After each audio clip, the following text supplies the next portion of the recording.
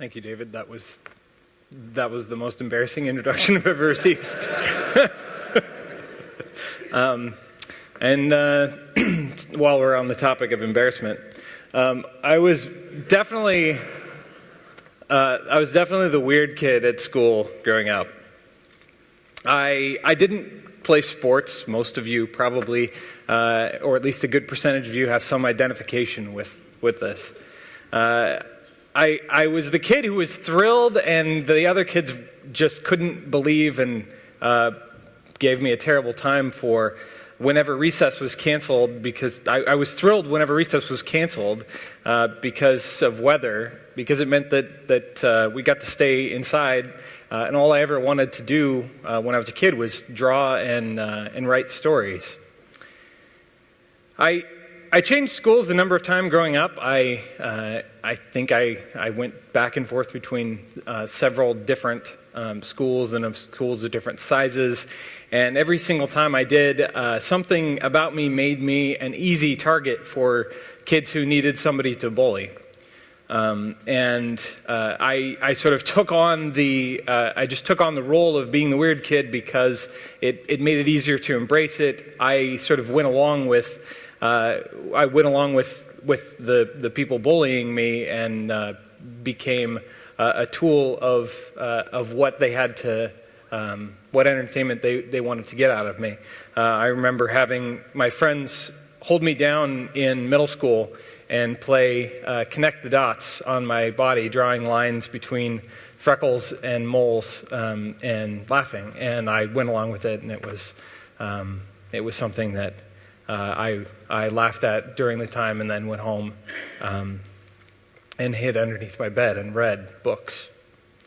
I was too weak to fight them off, and it was easier to go along with it. So for years, just went home, went under my bed, and just read books. Then, years later, I discovered QBasic, and then BBSs, and later the internet. And it was like, here was a whole box that I could crawl into that was bigger than the underneath of my bed and the books that I read. And eventually, I could even tell people what I really thought and felt, things that I never would have dared to say out loud. My first foray into programming was with QBasic in the summer after sixth grade. I don't know how many people like grew up playing, like QBasic was the first thing they ever did on old DOS. Like that's awesome. Like I don't know how it feels like so many people I know that was their first experience.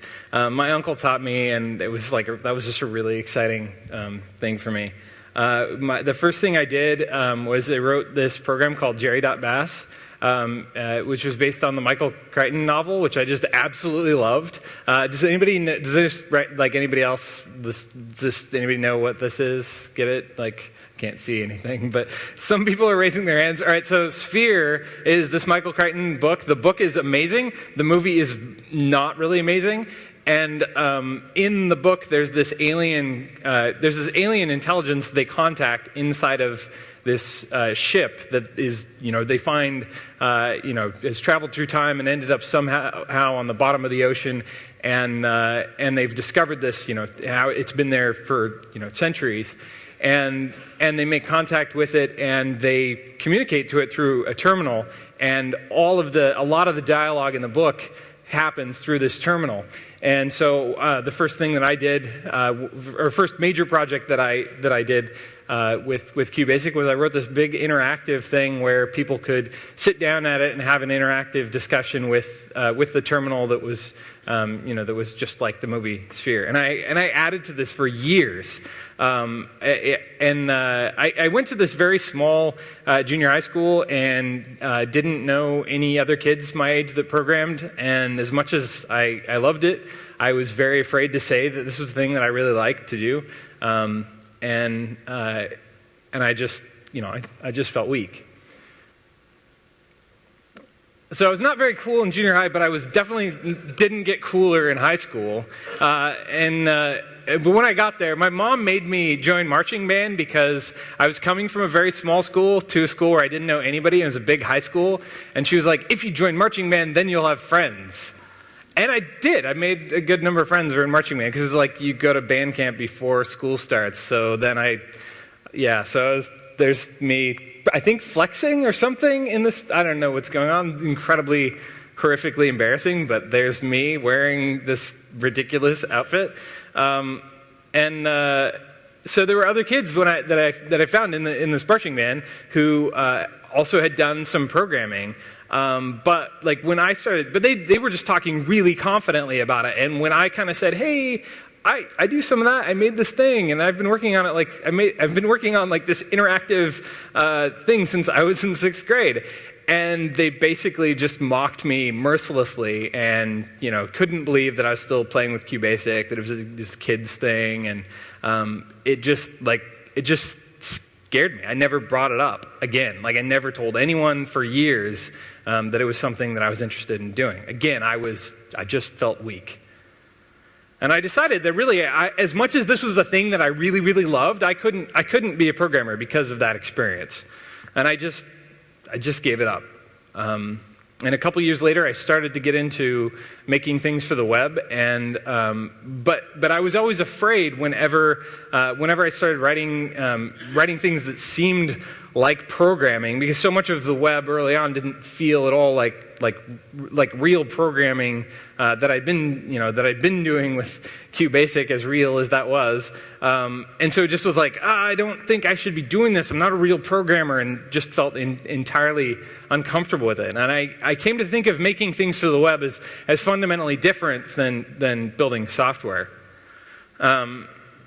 When I decided to change careers 6 years ago and try to make a living building things on the web, I knew, I remember, I didn't really know what I was going to do, and so I just said, okay, well, I guess I'll just apply for a job. I looked around at local places. There was a place that had an opening, and I went in for this interview, and I felt like so completely intimidated and weak when I went into that interview that even though they were absolutely offering me this job, I was too ashamed of what someone else would think of my skills that I insisted, this is absolute, like, I completely said this. I insisted that if they were going to hire me, that they had to pay me minimum wage for the first month, because I was not sure, like, and then they had to tell me, like, am I really okay doing this? I simply felt too weak. And even after doing the easiest salary negotiation anyone has possibly ever done in a job interview, I couldn't even get up the nerve to accept the job. I declined it, and I was like, I just can't do it. So I was like, well, I'm going to make money on the web. Like, I'll go on some like freelance site or something. Maybe there's some little things that I can do. And so this is really awesome. Actually, this is wonderful. So I opened this bank account and found a job on a freelance site. And this job was to record an audiobook of some guy's self-published ebook about dogs. And so this is like, I just love this so much. My favorite thing about recording that book was I get into this section, and like it's like 15 chapters this book is, and somewhere around like chapter 10 is a book that's entirely a table of breeds of dogs and how good they are with children. So I'm just like, Cocker Spaniel, great with children. Border Collie, wonderful with children. Literally, like, for pages. I'm just like, and I'm trying to change up my inflection, because I'm like, I have to send this to him, and he's gonna, I'm like, so he paid me $200? And there's like, literally, that's it. There's Anyette's first $200. Recording an audio presentation of ebook on dog training and deliver in MP3 format. But he said I did a great job. So, ladies and gentlemen, Anyette, The beginning of this company that I really love working with and for is possibly the weakest and most pathetic story in the history of startups. Just absolutely weak. And I felt that way for a while, so immediately after I did this, I pretty much got into making websites, which is something I'd been doing for many years, but I always felt really uncomfortable about the notion of charging for it, because I was like, I've never like done this professionally. I've never been, professionally trained. I've just been self-taught. So I started making, these little local websites, and I ran into this local guy on Twitter named Fritzy, who I'd gone to school with his older brother, and we kind of connected and talked, and he was one of the only few local people that I could find on Twitter who were doing anything technical. And I subleased an office from him, and there was this guy named Gar that was also in this office that worked with him. And he was there every day. Fritzy was never in the office. And Gar used Vim, and I was really intimidated. Because here's this guy using Vim. And I'm like, I've done some things in Vim, but like the notion of actually doing everything in Vim completely scared the shit out of me at that point. And I was just like, this guy's hardcore. And my desk was set so that he was directly behind me in this very small, seriously, this office, I don't know how in the world this ended up being, but it was like this big, and there were 3 of us in it, and he was directly behind me. And so every single thing that I'm doing, I'm just absolutely terrified. Like whatever I'm typing, like whatever tool I'm using, I'm just like, I know that he's just looking over my shoulder, and he's like, this guy's totally weak. I jumped slides there. So then 6 months into doing that, I met this random guy named Adam Baldwin who emailed me out of the blue. And this is actually how I met Adam Baldwin. This is a screen. Yeah, so he just sent me this email from the form on, from the form on my website. Fix your CAPTCHA so the value isn't actually hidden in the form. Put it in the session and check the post. Friend of the Fritz, Adam. I'm like, what is going on? Like, first I'm just like, what? So fix the CAPTCHA, the value isn't fit in the form? I just used somebody's CAPTCHA tool. I have no idea how the hell that CAPTCHA tool even worked. And I'm like, I don't know what's going on here. Who is this guy that's randomly emailing me? Why does he call himself a friend of the Fritz? And then I realized, oh yeah, Fritzy's last name is Fritz. I was like, this guy's a Fritz friend. So anyway. Yeah, but this time it was a little bit different. Adam invited me out for coffee, and he said that all these things that he saw that I was doing on my site that he really liked, and the work that I was doing for clients, he really liked them, and he asked me if I would help him on a project. And I was just like, sure, yeah, okay. And he gave me just a ton of encouragement as I was getting more and more into development than just basic jQuery and simple PHP that I've been doing for a number of years. And within just a few months of spending time with him and working with him, I tentatively became okay with the idea of calling myself a developer. And yet really would never have been more than a simple website company if it weren't for him telling me, yes, you can do this. This is just data. You're just working with data, and helping me to learn it, and helping me feel like I could be okay saying that I'm doing this and I'm getting better. I would have simply been too ashamed of my weakness. And the truth is that most of us are ashamed of our weaknesses. And most of us act out of that shame. I really believe that how we think about weakness matters a lot. And so much in our lives, so much is bound up in our responses to our experiences that I think it is worth us asking, what is our response to weakness? What is our response when we encounter weakness in ourselves, in others, in our work, in our communities? And if we're honest, the answer most typically is defensiveness. And if we're honest, the answer also is comparison. It's so easy when we feel that sense of weakness about ourselves to immediately jump into sort of a defensive mode, or to look and go, I'm not as good as this person, or I can't do this, or the tools that I'm using aren't as interesting or as exciting as the tools this other person gets to use. And it's so easy just to get stuck in that. But we need to change our response from defensive to reflective. When we feel that defensive response, we need to stop, we need to take a breath, and we need to think. Maybe there's something that we need to learn from this situation.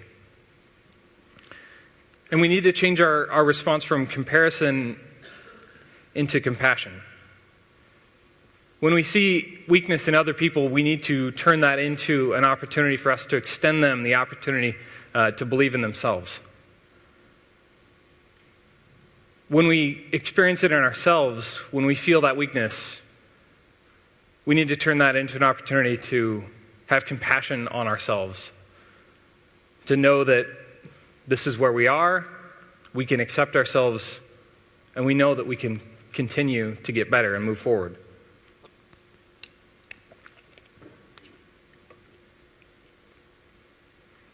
So let's talk about defensiveness. So probably 3 weeks ago, I wrote this blog post called Shame and Security, which was the result of a lot of discussions that, for one, Adam and I have worked together now for about 5 years, and during that time, he operated a separate company doing security consulting, and he and I would team up on lots of things as we both grew our businesses, and then eventually Adam came and joined Anyet, and then we've been building Lyft Security as a security company over the last year and a half. And the experience that I've had in working with Adam has been one of the most remarkable experiences of my life, to watch someone whose job it is to actually criticize. His job is literally to criticize people. Just as he did in that email to me. I mean, people hire him and the Lyft security team to go in and say, these are the things that are wrong with how you're shipping your code. And these are the things that I've found that give me direct access to every single one of your servers. And to watch what he's able to do in turning that into something that can actually be positive and be something that people can grow and learn from has been an incredibly enlightening experience, getting to see that firsthand. So this post I wrote in part to sum up some things that I've been learning from Adam over the years, and to impart some of what I've seen myself. The bottom line is that when most people are confronted with a security vulnerability in a tool that is not a popular tool that they're not using, so say a framework that is not theirs, it becomes an opportunity a lot of times for us to shame them. We see this a lot going on between the Node community and the Rails community, and it is something that just pops up in Twitter on conversations, and people will make fun of, there's a vulnerability that pops up, and you'll see one community sort of jump on it and give the other a hard time. And the entire purpose of this post and the entire focus of it was that we have to get past the notion of shame when it comes to dealing with the topic of security, that instead we need to focus on creating opportunities for people to do better, and looking at as an iterative process, and completely removing shame from the question of security, as it's so often associated with. The interesting thing about defensiveness is that when we experience defensiveness, it shows up in our heads as fear. When we feel it, that's what we're feeling. We feel fear. But other people, when they're defensive, the appearance to us is anger. Now, we may actually, in our fear, we may actually be angry. We may express anger. The amazing thing is that we don't feel it that way. We may not feel necessarily as angry as we really do feel fearful. We say and do things instead out of that fear that broadcast anger. Anger is just fear in broadcast mode. And most people really have no idea that their anger is just their fear with a megaphone. And when we notice this, it's so frustrating to me when I've experienced this myself, when I find myself getting really upset about something and directing those loud noises coming out of my mouth or off of my keyboard at someone else and realizing, wait a minute, like I'm not mad at this person at all. There's nothing about this person that I'm angry about. I'm angry about this situation that is making me feel really vulnerable and really afraid and really like inadequate. And they're the target that I'm directing this at for apparently no reason. It's incredibly embarrassing when you actually realize it. And I think most of us have, at some point, at least, had that directed to our attention or realized it for ourselves. And so the first thing is when we feel that defensive response inside of us, the best thing we can ever do is just stop broadcasting, like just stop talking, and start reflecting. And we can do the same thing for other people as well. We can say things like, you really sound upset about this. Is everything okay? Are you all right? Without being condescending at all. And additionally, reflecting on ourselves, I seem really upset about this. This actually is not that big of a deal when I take into account all of the duration of my life and the fact that humans have existed on this earth for thousands of years, and here I am like freaking out about some stupid little code thing. Like, what is going on that I'm so afraid of that I'm getting this worked up about? And I really find that so much strength is gained when we instead speak our fears out loud. When we feel that feeling, if we can stop and go, wait a minute, I'm really afraid of this. This week I just had an experience like this where we're working on a conference that's coming up in way too soon. And in dealing with that and in doing any conference, there's so many possible problems that just continue to emerge. And the closer you get to the date, the faster and the more frequently they're emerging. And I was in a chat discussion with a friend from our team and found myself actually being fairly rude to him. And I realized that it really had nothing at all to do with anything he was doing or saying. It was entirely because I was afraid. I'm here. I have absolutely no real power to actually help make this situation better. And so the only thing I could do is actually say things that were really loud. And I was just like, okay, this is stupid. I'm really sorry. Like, please just forgive me. And I'm afraid, and this is why. And I feel really powerless about this, and there's nothing I can do about it. Immediately saying it, I was just like, well, you know what? It's not that big of a deal. It's going to be fine. It's amazing how much strength we actually get when we speak our fears out loud.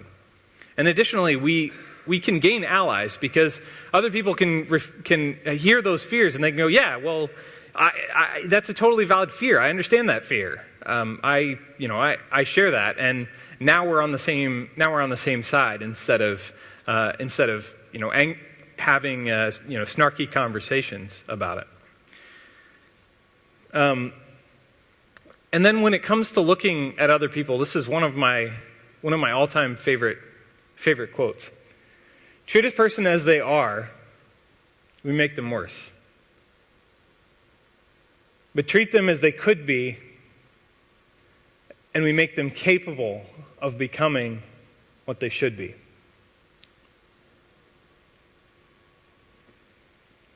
When we see that defensiveness come out in other people, it is an opportunity to see the person who they are capable of being and to treat them in that way.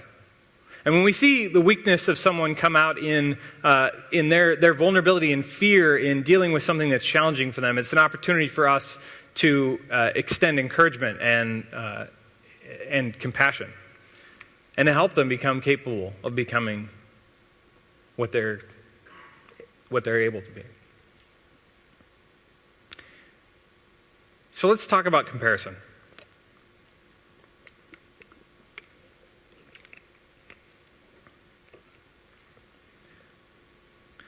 The world is not zero-sum. I have a really hard verbal tendency in describing things to use a lot of hyperbole. And I naturally find myself describing things as if I'm ranking them when that's not ever how I experience them. I'll say that was one of the best restaurants I've ever eaten at, or things like, the best demo was Jonathan Lipstock, where he played and sang, this song that he wrote along, this song that he played and wrote. And juggled things anyway, and he's being accompanied by music that is played by a tool that he's written that is scripting 5 different. It's just like that was incredible. I mean, it was absolutely incredible, and it would be easy to say like, oh, this was the best or one of the best, et cetera, et cetera. But ultimately, like, why? Why say the best? Why provide those rankings? Am I endlessly wishing that I was eating at that restaurant, like constantly? Like, I need to eat at that restaurant because it is the best. I can't actually choose any other food from the entire world of food that's open to me, and all of the foods that I've not yet had, and all the ones that I've had before. And do I actually wish that because that was the best demo that like never, or in my immediate reaction, like that was the best demo that now. Well, that's it. Let's never see demos again. That we have this terminology, and we have this sort of immediate in our head sort of ranking of like, well, this was the best, and so on. But ultimately, we gain nothing from that. It's good to point out greatness when we see it, but sometimes we can actually begin to make comparisons that are entirely unhealthy. And no good comes from envy, ultimately. So let's talk about communities. I've chatted with the organizers in the past about LXJS, and I love the spirit of this event. It's just really, really amazing. It's undoubtedly one of the best JavaScript conferences in the world, which is really funny because I wrote that, and then I looked back at my notes, and I was like, oh, it's really funny. I was just talking about, I have this tendency to say, make these comparisons, and I'm like, one of the best. But anyway, so yeah. Awkward? It's so weird, I can't see you. I feel like I'm talking to no one. Except then when you laugh, and I'm like, oh, there's people here. So actually, it would totally not creep me out if you turned the lights off. I would be really happy. Oh gosh, cool. So anyway, but one of the things that I love about this, event is it's clearly driven from listening to the organizers. It's clearly driven by the passion that they have for building an incredible JavaScript community in Lisbon. That is awesome, and I actually think that it deserves some like actual applause. That's the motivation.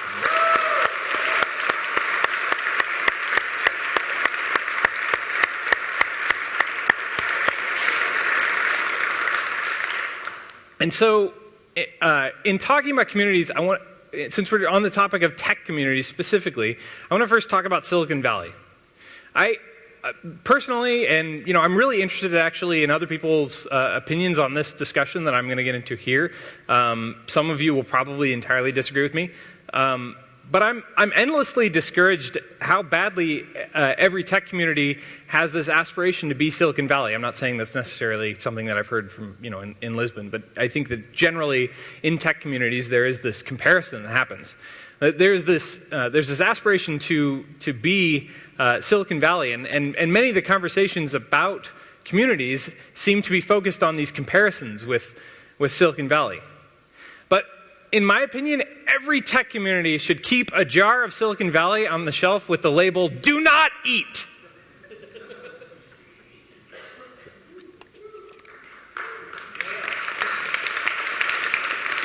And it's simply poison as far as I'm concerned. And I'm happy to argue with you afterwards about this if you like. And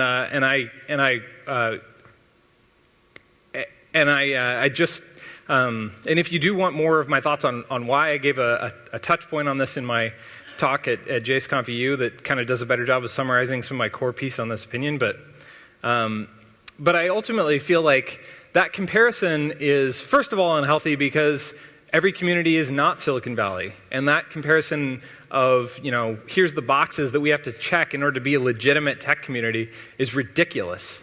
And then secondarily, I think there are a lot of things that are unhealthy about Silicon Valley, and why would we want to copy something that's unhealthy?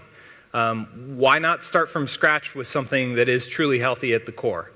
And I want to talk about the Tri-Cities. So I'm from this little corner of the U.S. that very few people even seem to know about in Eastern Washington. It's not on anyone's must-visit list, I can tell you this. The Tri-Cities is, you think of Washington State, you think of Seattle, perhaps, and you may picture, evergreen trees. It's the evergreen state, for that matter. But the Tri-Cities is desert. There's like 300,000 people, 400,000 somewhere in there. There's no downtown. There's zero nightlife. There's not even like a real city center. It's just suburban sprawl in the middle of nowhere. It's really boring seeming. It's totally bland. In a word, it's weak. But I can't even begin to describe how much I absolutely love it. And the reason that I love it is because of the people. I grew up there, so I have an immense amount of family there, so that's why I'm there. But the tech community there is just incredible. It's something that's really, really special, believe it or not. And I'm incredibly proud and grateful to be part of it. And to any of my friends who are from our community back home, hello, I love you guys.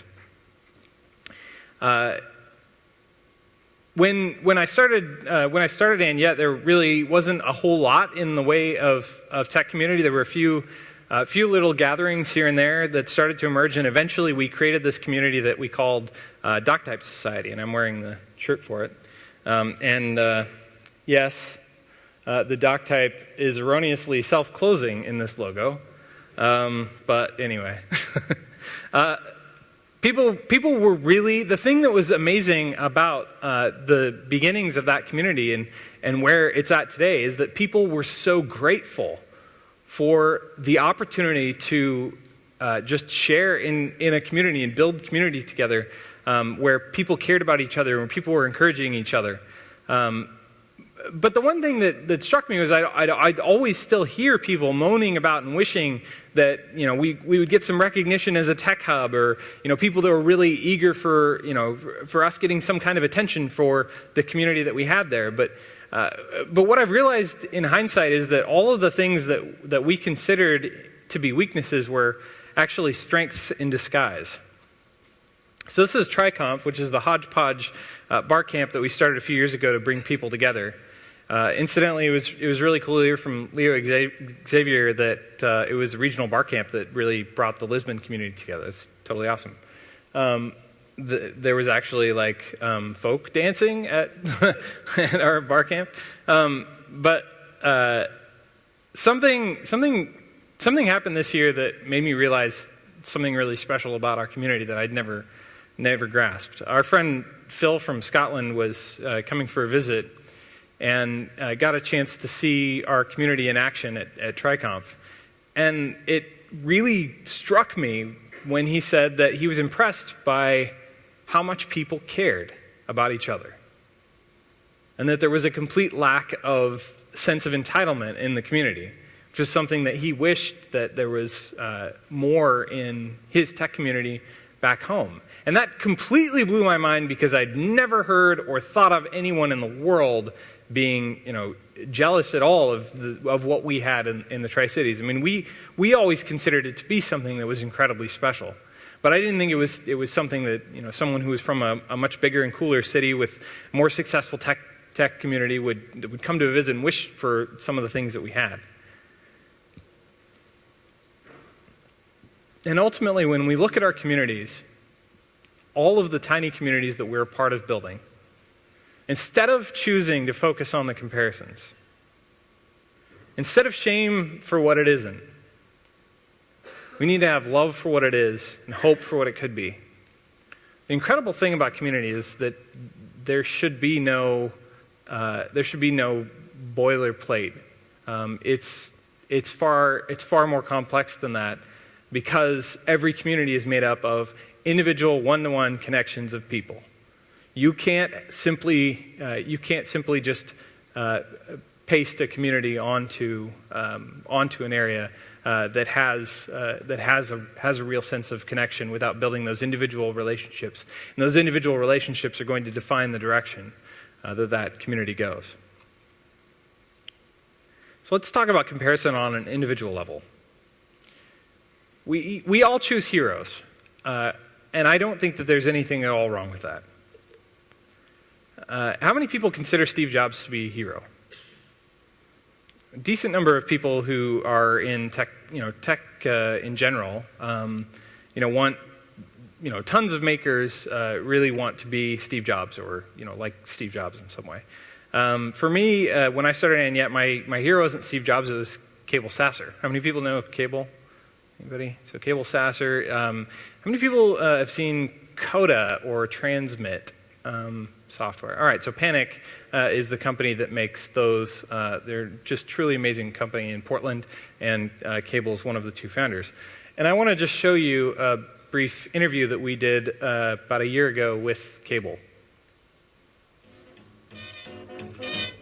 The internet shows up, and then all of a sudden the two guys who make goofy software can actually sell it and do something with it. So right around the middle of college, I was like, this is something just in me felt like this is the time and the opportunity to do something different. So I moved back to Portland, and I called up Steve, and we're like, hey, let's just make Mac software, I guess. That was, we're not expert businessmen. This was not like a well-planned, there was no business plan, there was no like projections or there's nothing. Just like, let's just hang out and do what we've always enjoyed doing.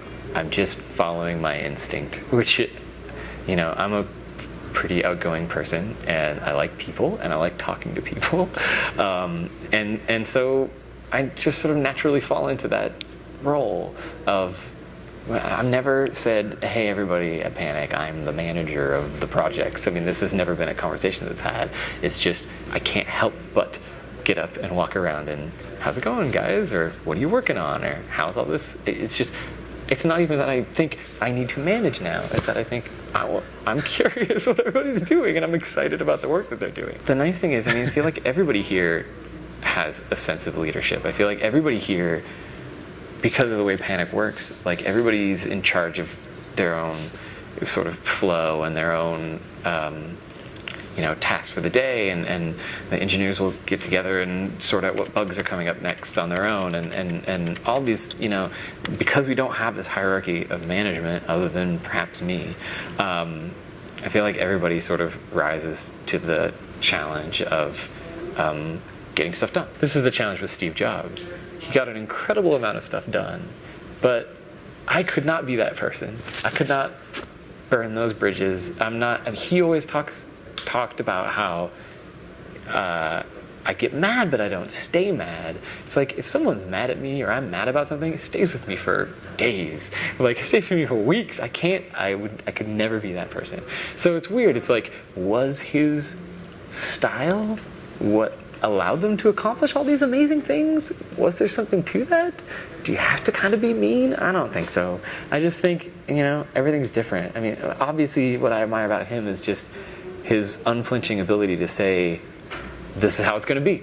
And that's a really hard thing to do, or this is best, and I think that a lot of businesses break down because there's nobody who can do that. There's nobody who can say, 100 people have 100 ideas, and they all go and do their 100 ideas, and what you end up having is this sort of weakened thing, and it takes a lot of guts to be that guy to say, this is the one. So I definitely admire that part of it. I don't know that I admire the meanness, which, I don't know, it's apocryphal at this point. I don't know. Yeah. I don't think you need both, right? Yeah, but he got so much stuff done. Maybe that was the secret. Maybe being cruel to everybody is the secret. I don't think so. I don't think it's worth it. I could never do it. Even if it is worth it, just literally not possible. I literally could never do it. So I really believe that it matters who we choose as heroes. I'm not going to say people who like Steve Jobs, aren't that he's not worth looking up to. But I definitely would like to advocate that more people choose heroes who have a sense of humanity and empathy in their work that counterbalances the strong drive for ambition that we see in so many people that we look up to. Because your heroes ultimately become your point on the horizon. That you're looking out to. You may not be going directly where they're going, but just simply having the point to aim at will keep you in alignment. So I want to talk about limitations, which is another angle on weakness. And it's one that I've recently been wrestling a lot with. How many people know Dunbar's number? I think most people know it. Robin Dunbar was an anthropologist who had been studying basically primate brain size and making correlations between that and average social group sizes. And he noticed that just this number kept popping up throughout all of his studies, that around 150 people is basically the number of genuine connections that an individual will have. And he did some studies like sort of this, before there were social networks, he did a study of Christmas cards of people in the UK and was able to map their networks over time and could identify, these were the people that they were close to and so on. And it was amazing just how he predicted that this number would come out to be about 150, and it was like 150.2 or something based on this massive survey of Christmas cards. But one of the things that has really begun to just eat into my thoughts over the last year is the deception of technology that occurs with Dunbar's number. And I actually want to go back one more point on Dunbar's number, because one of the key elements of it is that's the group for which we can have real, genuine empathy most easily. That we don't have to work at it and bring it up. That as soon as we picture those people and think about those people, we immediately have that feeling of connection, and if they're going through something that's tough, we want to be there for them. These are the people who we spend most of our lives and our times thinking about of the entire world of humanity. But the deception of technology is that we get led along this path that we can connect with anybody at any time, and there is this really unlimited level of people that we could be having interactions with, but that ultimately those interactions begin to decay. And I think that's an important thing for us to be honest about. That we can go past the limits of what our capacity for empathy is, but ultimately our brain can't. We just simply can't. We may be becoming cyborgs, but like our ability to have that level of empathy can't be augmented. We don't. There's not enough time to have a genuine connection with as many people as we can possibly, friend on Facebook or follow on Twitter or be elsewhere. And I think that secondarily, it's very easy. So the things that I've been really thinking a lot about over the last year, but both in terms of just that sense of connectedness, that what's possible versus what's reasonable, that we have this limitation. And so many times I'd felt myself coming up against this hard wall of okay, I feel like I'm trying to maintain too many connections on a reasonable level, but I was literally hitting this limit. But then secondarily, in terms of our limits, ambition also plays an interesting role. So we have sort of this view in the world of technology that the sky is the limit, and that we can do all of these amazing things, and that's really true. But it's only true to a point. Each one of us has a real limit. And at a certain point, our ambition begins to outrun our empathy.